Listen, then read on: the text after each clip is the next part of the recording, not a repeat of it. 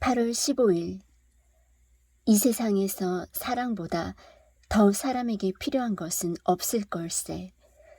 로테가 나를 잃고 싶어 하지 않는다는 것을 그녀의 거동으로 분명히 느낄 수 있네. 아이들도 내가 날마다 찾아주리라는 것을 조금도 의심치 않는다네. 오늘 나는 로테의 피아노를 조율해 주러 갔었는데 그 일은 마치지 못했네. 아이들이 이야기를 해달라고 졸랐고 로테도 아이들의 청을 들어주라고 했기 때문일세. 나는 아이들에게 저녁 빵을 잘라주었지. 아이들은 이제 내가 빵을 잘라주어도 로테가 주는 것과 마찬가지로 기꺼이 받아먹는다네. 그런 다음에 나는 손이 구해준 공주 이야기를 해주었다네. 그것은 내가 곧잘 해주는 이야기로 골방에 갇힌 공주가 굶어 죽을 지경이 되었을 때 천장에서 여러 개의 손이 내려와서 먹을 것을 주었다는 내용이지. 얘기하면서 나는 배우는 게 많았다네. 아이들이 내 이야기를 듣고 어찌나 깊이 감명을 받는지 깜짝 놀라지 않을 수 없었네. 두 번째로 이야기를 들려줄 때는 줄거리를 깜빡 잊어버려 할 수 없이 적당히 꾸며대니까 아이들은 곧 지난번에는 그렇지 않았다고 말하는 걸세. 그래서 지금은 조금도 틀리지 않게 마치 노래라도 부르듯이 정확하게 암송하는 연습을 하고 있다네. 여기서 한 가지 깨달은 점이 있는데 저작자가 자신이 지어서 일단 출판했던 책을 개정해서 재판을 내면 설령 예술적으로는 더 나아졌다 하더라도 그 저서는 반드시 손상을 입게 마련이라는 걸세. 독자들에게는 아무래도 첫인상이 강한 법이거든. 인간은 아무리 엉뚱한 이야기라도 그대로 받아들일 수 있게끔 생겨먹었단 말일세. 더구나 일단 받아들여진 인상은 곧 머릿속에 달라붙어서 떨어지지를 않는 걸세. 그런데 나중에 다시 수정하거나 지워버린다는 것은 좋지 않은 일이네. 8월 18일. 인간이 행복해지고자 하는 바로 그 자체가 도리어 인간을 비참하게 만드는 원천이 되문 이것 또한 불가피한 법칙이란 말인가. 내 마음속에 충만해 있는 생동하는 자연에 대한 열렬한 감정은 나로 하여금 기쁨에 넘치도록 하면서 나를 감싸고 있는 세계를 낙원으로 변모시켜주고 있었는데 그런데도 지금은 가혹한 박해자인 동시에 고뇌의 정령이 되어 어디를 가나 내게 달라붙어 다니며 괴롭힌다네. 일찍이 바위 위에서 강 건너 저쪽 언덕에까지 이어진 풍요로운 골짜기를 내려다보며 내 주위에 싹트고 생기에 넘치는 그 모든 것을 바라보았을 때 또 기슭에서 산 봉우리에 이르기까지 큰 나무들이 울창하게 뒤덮여 있는 저 산들과 아름다운 숲그늘 아래 구불구불 이어있는 저 골짜기들을 바라보았을 때 조용히 흐르는 시냇물은 소곤거리는 갈대 사이를 미끄러지듯 빠져나가면서 다정스런 저녁바람이 일렁일렁 불어보내는 사랑스러운 구름을 그 수면에 비추고 있었지. 그리고 사방에서 새소리가 들려오고 석양의 마지막 붉은 빛 속에서 모깃대들은 활기차게 춤추고 풍뎅이들은 태양의 마지막 햇살을 받으며 풀숲에서 해방되어 붕붕거리면서 날아다녔었지. 주위에 활발한 움직임에 이끌리어 땅 위에 시선을 돌리면 내가 서 있는 단단한 바위 위에는 이끼가 달라붙어 양분을 빨아들이고 메마른 모래 언덕의 사면에는 저 멀리 아래쪽까지 관목이 자라 있어서 자연의 내부에 숨어있는 불타는 듯한 신성한 생명을 나에게 역력히 나타내어 보여주었지. 그때 나는 이러한 모든 것들을 내 뜨거운 가슴 속에 벅찬 감동으로 받아들이고 넘치는 풍요로움 속에서 나 자신이 신이 된 듯한 착각에 사로잡히기도 했었다네.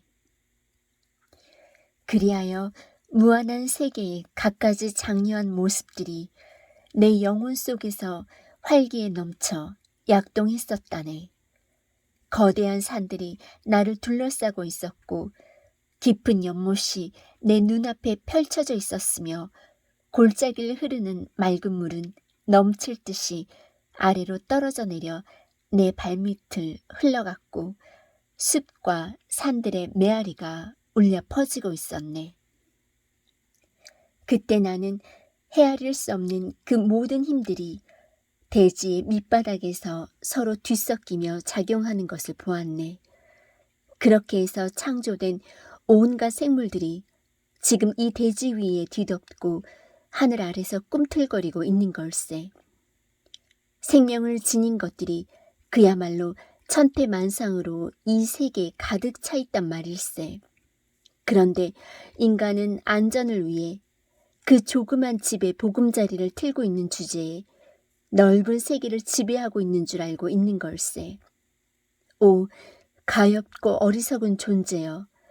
너는 너 자신이 미소하기 때문에 만물을 그처럼 우습게 보는 것이다. 그러나 영원한 창조자의 영혼은 근접할 수 없는 산악에서 인적 미답의 황야를 넘어 미지의 대양 끝에 이르기까지 충만해 있으며 그것을 느끼며 삶을 영위하고 있는 온갖 생물을 티끌과 같은 존재까지도 기뻐하시는 거라네. 아, 그때 나는 머리 위를 날아가는 학의 날개를 빌어 망망한 대해에 저 건너편 기슭으로 얼마나 날아가고 싶어 했는지 모른다네.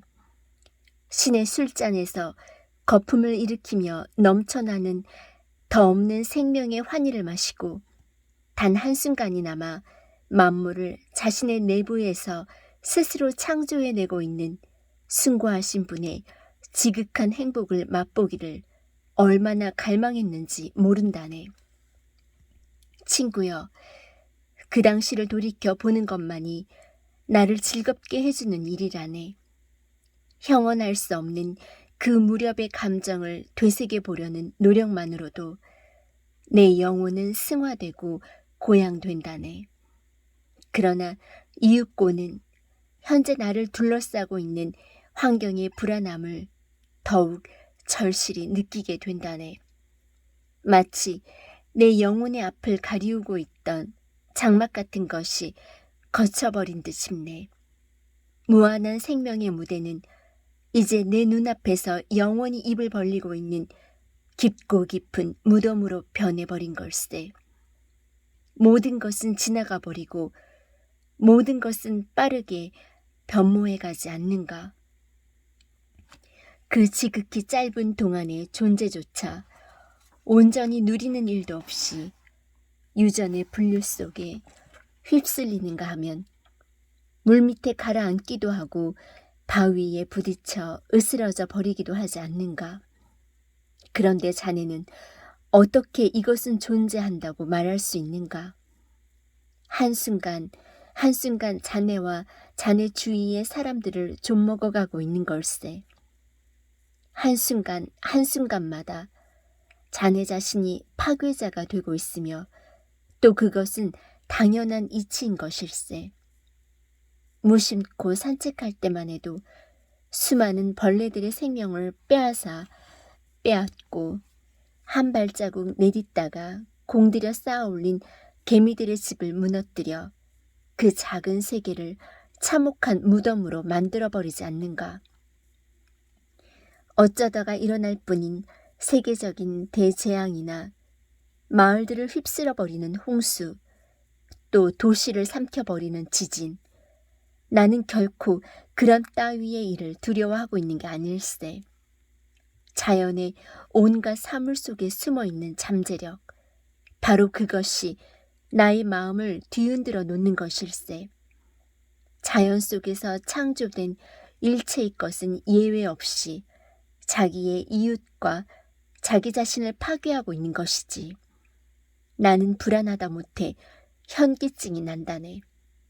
하늘과 땅, 그리고 거기서 작용하고 있는 갖가지 힘에 둘러싸인 상태 속에서 내가 볼 수 있는 것은 영원히 집어삼키고 영원히 반추하고 있는 괴물들 뿐일세. 8월 21일. 아침에 괴로운 꿈에서 깨어나면 나는 헛되이 그녀를 찾아 두 팔을 내뻗는다네. 그녀와 나란히 초원에 앉아 그녀의 손을 잡고 거기에 수없이 키스를 퍼붓는 착각에 빠진 한밤중에 침대 속에서 나는 헛되이 그녀를 찾는다네. 아, 이렇게 꿈속에서 그녀를 찾아 더듬다가 눈을 뜨면 나는 가슴이 메어 눈물이 쏟아지곤 하네. 그리하여 나는 위로받을 길 없는 절망 속에서 어두운 미래를 내다보며 엎드려 흐느껴 울 따름이네. 8월 22일. 비참한 심정이네.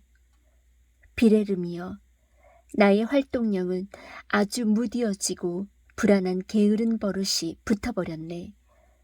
한가한 기분도 될 수 없고 그렇다고 못하나 일도 제대로 할 수 없다네. 나에겐 이제 사고 능력도 없고 자연에도 무감각해졌다네. 책은 보기만 해도 구역질이 나네. 인간이란 이렇게 자아를 상실하고 보면 모든 것이 사라져버리는 모양일세. 거짓말도 아니고 과장도 아닐세. 때때로 나는 날품 파리꾼이 되고 싶은 생각이 드네. 그렇게 되면 아침에 눈을 떴을 때 그날 하루의 목표가 생기고 자신을 긴장시키는 그 무엇인가를 기대하는 마음을 지닐 수 있을 테니까. 나는 때때로 알베르트가 부럽다네. 서류 속에 파묻혀 있는 그가 나라면 얼마나 좋을까 하는 공상을 하곤 한다네. 나는 벌써 몇 번이나 자네와 장관에게 편지를 내어 공사관에 자리를 하나 얻어달라고 할까 생각했었지. 그런 자리라면 거절당하지 않을 것 같았고 자네도 또한 보증해 줄 걸로 믿고 있었기 때문일세. 그전부터 장관은 나를 아껴주었고 어떤 자리에든 앉아서 실물을 보라고 권유해 왔거든. 한순간 그럴까 하는 마음이 들다가도 이내 생각이 달라지곤 하네. 어떤 말이 자신이 누리는 자유가 지겨워져 제 몸에 안장을 얹고 마구를 얹어 달래서 사람을 태우고 다니다가 마침내 지쳐 쓰러지고 말았다는 그 우화가 생각나서 도대체 어떻게 해야 좋을지 갈피를 못 잡게 되고 마는 걸세.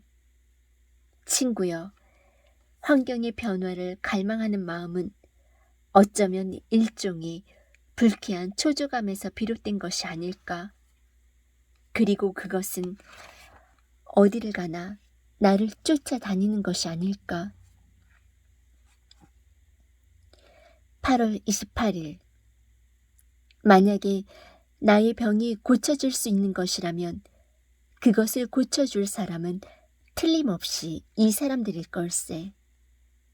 오늘은 나의 생일이야.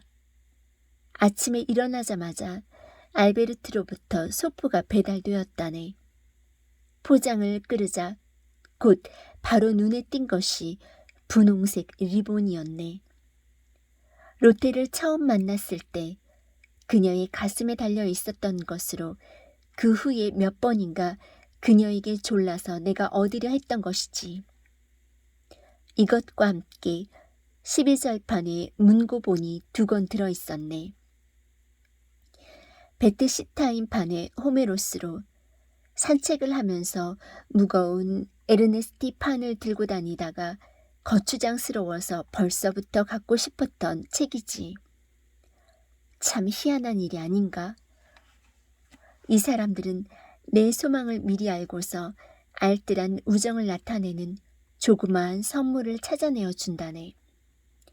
이러한 성의는 보낸 사람의 허영심에 받는 사람이 굴욕감을 느끼게 되는 그런 값진 선물보다는 1000배나 더 귀중한 것이지.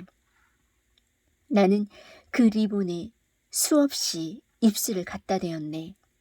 그리고 숨을 내쉬고 들이쉴 때마다 그 즐거웠던 날들, 다시는 돌아오지 않을 짧은 그 시절의 행복한 추억들을 되새겼다네. 비레름이여, 그러나 불평은 하지 않겠네. 인생의 꽃이란 환상에 지나지 않는 것이니까. 얼마나 많은 꽃들이 흔적조차 남기지 않은 채 떨어져 버렸는가. 열매를 맺는 꽃은 지극히 적고 열매를 맺어도 온전히 익게 되는 것은 더구나 더 적은 걸세. 그렇다고 익은 과일이 전혀 없었던 건 아니었네. 그런데도 친구여, 우리가 그 익은 열매를 대수롭지 않게 여기고 맛도 보지 않은 채 썩혀버려도 괜찮은 걸까? 잘 있게. 아주 멋진 여름일세. 나는 곧잘 과일을 따는 긴 장대를 들고 로텐의 과수원 나무에 올라가 높은 가지에 달려있는 배를 딴다네. 그러면 로텐은 그 아래에 서 있다가 내가 떨어뜨려주는 배를 받곤 한다네. 8월 30일. 불행한 자여, 너는 바보가 아닌가? 너는 내 자신을 속이고 있는 게 아니냐? 미칠 것만 같은 이 끝없는 정열은 도대체 어찌된 까닭인가? 이제 나는 그녀에게 바치기 위해서만 기도드릴 따름이네. 내 머릿속에 떠오르는 것은 그녀의 모습뿐이라네. 그리고 주위의 세계 일체를 나는 오직 그녀와 결부시켜서 볼 뿐일세. 그리고 그런 식으로 공상에 잠겨 있으면 나는 행복한 몇 시간을 누릴 수가 있다네. 그러나 이윽고 나는 그녀에 대한 생각을 떨쳐버려야만 하는 걸세.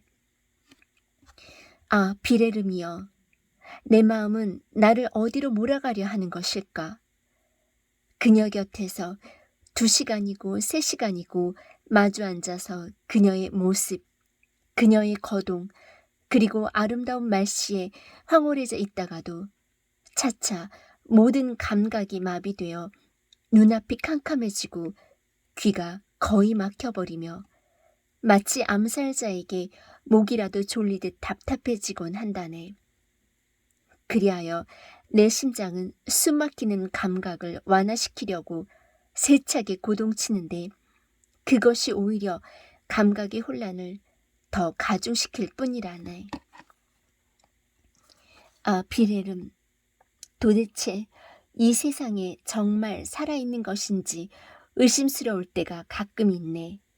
그리고 때때로 가눌 길 없는 슬픔에 압도되어 있을 때 로테가 자기 손에 얼굴을 묻고 실컷 울어서 가슴속에 괴로움을 풀어버리라고 슬픈 위안을 해주기라도 하면 나는 그 자리에서 도망쳐 나와 버리지 않을 수 없네.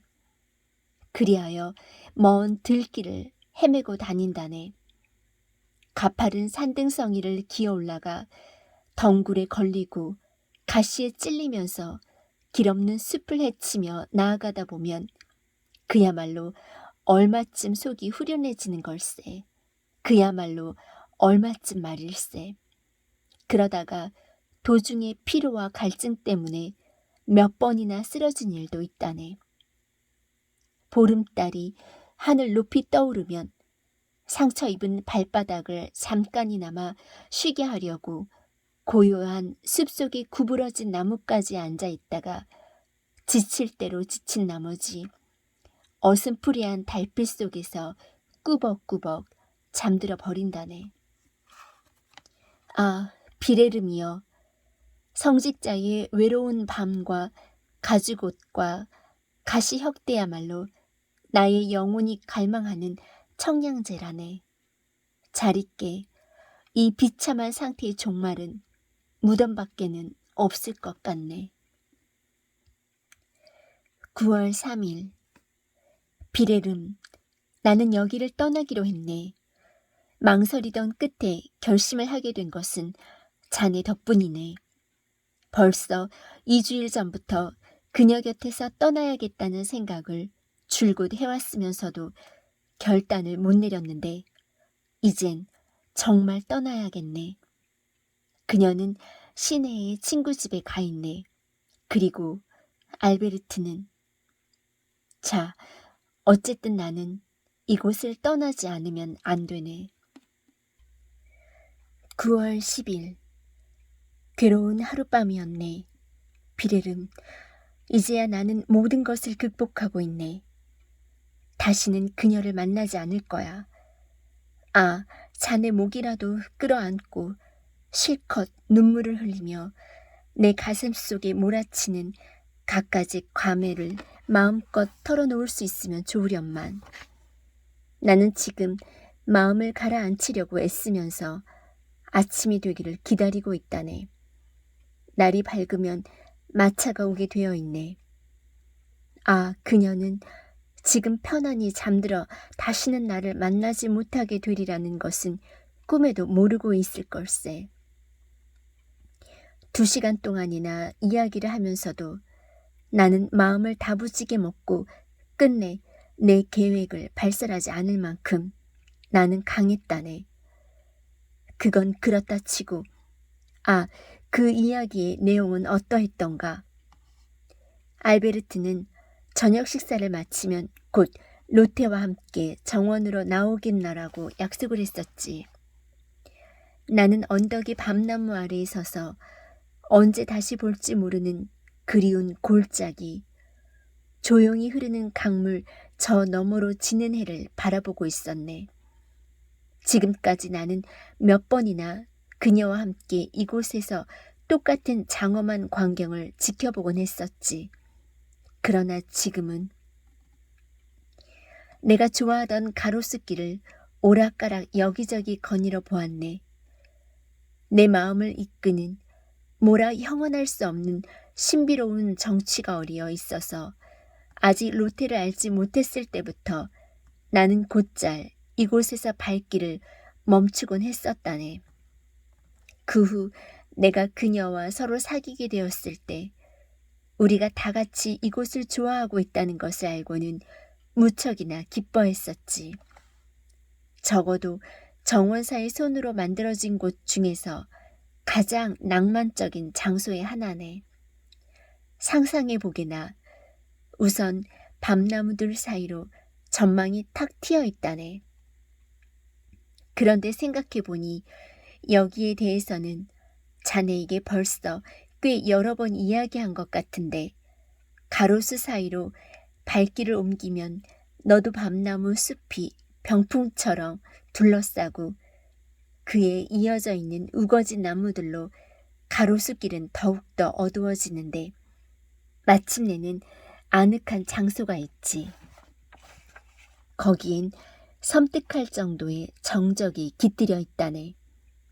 지금도 기억하고 있는데 내가 어느 날 한낮에 처음으로 이곳에 발을 들여놓았을 때 나는 가슴이 뭉클해짐을 느꼈었지.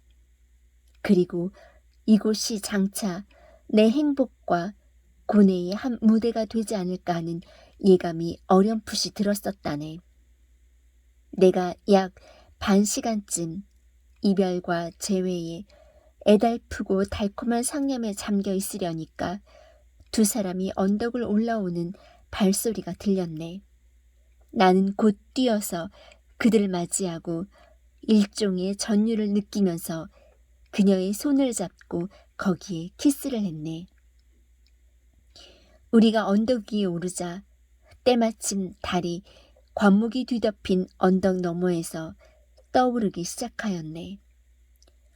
잡담을 나누며 걷다 보니 어느새 어두운 정자에 이르렀네. 로테는 정자 안으로 들어가 앉았네. 알베르트와 나는 그녀 옆에 자리를 잡고 앉았네. 그러나 나는 마음이 안정되지 않아서 그대로 앉아 있을 수가 없었어. 나는 일어나서 그녀 앞을 이리저리 왔다 갔다 하다가 다시 앉았네. 어쩐지 몹시 불안한 기분이었네. 불안해서 견딜 수가 없었어. 로테는 달빛의 아름다움을 감상하도록 우리의 주위를 환기시켜 주었네. 달은 너도 밤나무 숲의 꼭대기에 걸려 우리 앞에 펼쳐진 언덕을 구석구석 비추고 있었네. 참으로 아름다운 광경이었지. 우리가 있는 장소가 깊은 암흑에 쌓여있는 아늑한 곳이어서 그 광경은 더 한층 선명하게 보였다네. 우리는 말없이 앉아 있었는데 이윽고 로테가 말문을 열었네. 달밤에 산책을 하면 저는 언제나 돌아가신 분들 생각이 나요. 자꾸만 죽음이라든가 내세에 대한 생각을 저절로 하게 되는 거예요. 우리도 언젠가는 저 세상에 갈 게 아니에요? 로테는 더할 바 없는 숭고한 감정의 어린 목소리로 말을 이었네. 베르테르 씨, 우리는 저 세상에서 다시 만나게 될까요? 설사 만나게 되더라도 서로가 알아볼 수 있을까요? 어떻게 생각하세요? 어떤 의견이세요? 로테, 하고 나는 눈에 눈물이 그득한 채 그녀의 손을 잡았네. 우리는 다시 만나게 됩니다. 이 세상에서나 저 세상에서나 다시 만나게 되고 말고요. 나는 그 이상 말을 계속할 수가 없었네. 비레름이여, 하필이면 내가 애달픈 이별을 가슴속에 숨기고 있을 때 그녀가 나에게 그런 말을 묻다니. 돌아가신 그리운 사람들은 우리들의 일을 알고 계실까요? 하고 로테는 말을 계속하였다네.